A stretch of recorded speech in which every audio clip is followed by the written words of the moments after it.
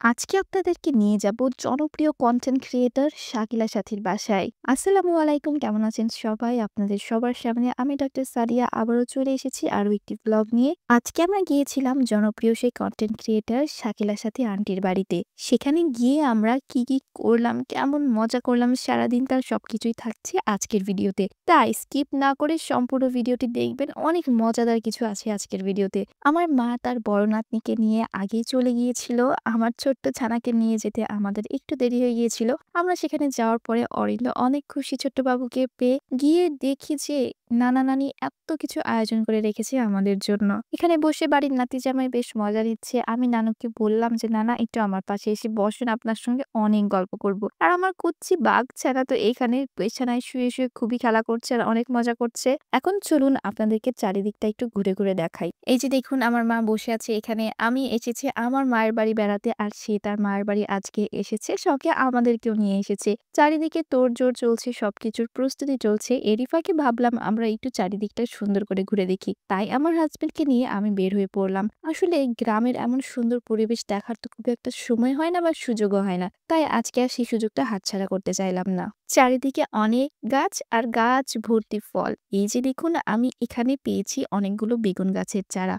গাছগুলোতে বেগুনে ভরা দেখে অনেক ভালো লাগছে। এর পাশেই ছিল সিম গাছ, সিম গাছেও ছিল অনেকগুলো সিম। এরই মধ্যে আমার বড় ছানা অরিন আমাদেরকে দেখে দৌড়ে চলে এসেছে। সে আজকে এখানে এসে অনেক খুশি। চারিদিকে এত খোলামেলা জায়গা, সেও অনেক মজা করছিল। আমিও চেষ্টা করছিলাম অরিনকে মজা দেওয়ার, কারণ মজা করার সময় তো এখনই। এরই মধ্যে আমরা খুঁজে পেলাম খুবই সুন্দর একটি গোলাপ ফুলের গাছ। কি কখনো দেখেছেন এত বড় গোলাপ ফুলের গাছ? গাছ ভর্তি এত সুন্দর গোলাপ, স্নিগ্ধতা ছড়াচ্ছিল গোটা বাড়ি। এরই ফাঁকে দেখা পেলাম অনেকদিন পরে এই মোরগ ফুলের। আপনাদের এলাকায় এই ফুলকে কি বলে সেটা কিন্তু আমাকে কমেন্টে জানাবেন। একটু কিছু দূর যেতেই দেখলাম এখানে বস্তায় আদা চাষ করা হচ্ছে। আমি এর আগে এটা কখনো দেখিনি। সারি সারি বস্তা সুন্দর করে সাজিয়ে সেখানে চাষ করা হচ্ছে আদা। দেখে অনেক ভালো লাগছিল। সেটাও আপনাদের সঙ্গে শেয়ার করলাম। আপনারাও চাইলে আপনার বাড়ির পাশে বাগানে অথবা ছাদে এভাবে আদা চাষ করতে পারেন। আসুন এখন আপনাদেরকে দেখাবো আজকের কোটি টাকার ভিউ।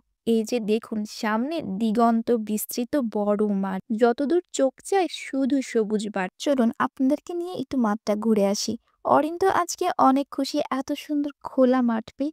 আসলে শহর অঞ্চলে থাকলে তো এখন এরকম মাঠের দেখা পাওয়া যায় না। তাই আমরাও আজকে অরিনের সাথে ছোট্ট হয়ে গিয়েছিলাম। অরিন এখন যেগুলো বইতে পড়ছে সেগুলোর বাস্তব উদাহরণ ওকে এখন আমি দেখানোর চেষ্টা করি। সেটা ওকে দেখালে আরো বেশি ও এগুলো এনজয় করবে এবং সেগুলো উপলব্ধিও করতে পারবে ভালোভাবে। আমাদের গ্রাম বাংলা আসলেই যে অনেক সুন্দর। আপনাদের এলাকাতেও কি এরকম সুন্দর দিগন্ত বিস্তৃত মাঠ রয়েছে সেটা আমাকে কমেন্ট করে জানাবেন। কিছু দূর যেতে দেখলাম এখানে অনেক সুন্দর শাক হয়েছে। এত বড় মাঠটা ঘুরে দেখতে হাতের সময় ফুরিয়ে এলো। এদিকে যে বেলাও পড়ে গেল, তাই তো এখন আমাদেরকে বাড়ির দিকে যেতে হবে। সন্ধ্যা হয়ে আসছে, তাই আমি আর অরিন এখন চলে যাচ্ছি বাড়ির দিকে। বাড়িতে এসেই দেখি নানি আমাদের জন্য এত কিছু প্রিপারেশন শুরু করে দিয়েছে। যদিও আজকে হুট করেই আসা, কোনো রকম আগাম প্রস্তুতি ছাড়াই এত কিছুর আয়োজন। আসলে এসব ভালোবাসাগুলো বলে প্রকাশ করা যায় না। আর রান্নাটাও কিন্তু অনেক মজা হয়েছে। শাকিলা আন্টি যেমন মানুষ হিসেবে অনেক ভালো, তার পরিবারের সকল সদস্যই কিন্তু অনেক বেশি ভালো। আমার মা এখানে আসলে নিজের মেয়ের মতোই আদর পায় সবার কাছ থেকে। আর সেই সুবাদে আমিও একজন হয়ে গেছি এই বাড়ির। আর এই যে আমার জামাই, সে তো এবার আসার পর থেকে জামাই আদরের উপরেই আছে।